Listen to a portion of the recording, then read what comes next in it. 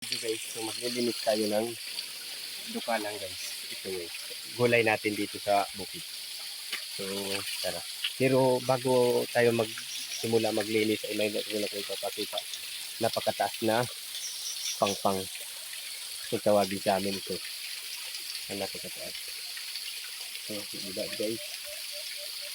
So, mayroon pang mga samsi na mga ibon na humuhulog. So, ipapakita ko pa sa inyo. So, ito. O, diba? Ang taas. Galing dito. Ayan. So, tara. Samahan nyo na ito guys. Ito na. So, linisan natin ng mabuti guys. Guys. Dahil ito ay yung kabila guys ay mayroon uod. Kaya tanggal natin yung uod. Ito yung bunga. Ito yung bunga. At sinugulay din. Masarap yung gulay ng bunga. Ang dukalang. Dukalang ito kung tawagin sa amin. Yung iba guys, yung iba ay walang butas, walang dumi o hugaw, walang uod. Yung iba naman guys, maraming uod. Tulad dito guys, ay may uod. Yung kabila. Kaya tanggal natin to dahil marami yung uod. Nakikita nyo, mapapansin nyo yung tubig ay napakalakas dahil sa ngayon ay tag-ulan. So yung tubig maganda. Kung may damit lang tayo nadala guys, pwede tayo maligo.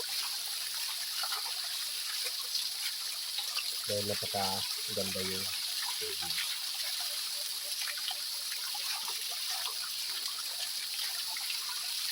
Ayan.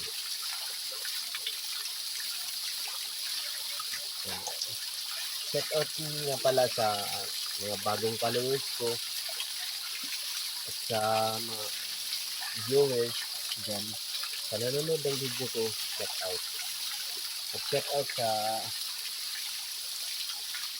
nasa bukid ngayon, nagtatrabaho sa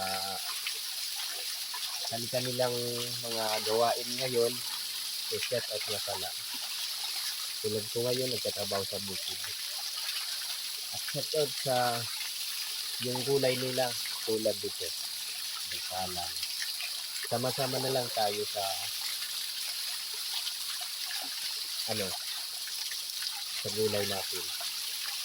At sa susunod na mga video ko, kung bago ka lang sa feed ko ay pakipalo na lang.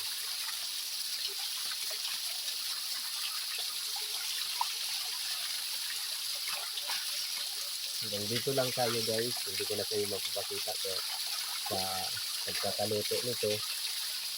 Dahil basta hindi ko na magpapakita. Maraming salamat pala sa download ng video ko.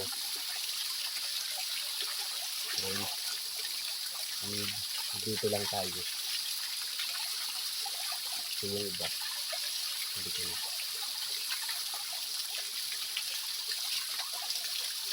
So, ayan. So, tapusin lang natin. Diba? May bunga. So, bye-bye. Maraming salamat. Thank you.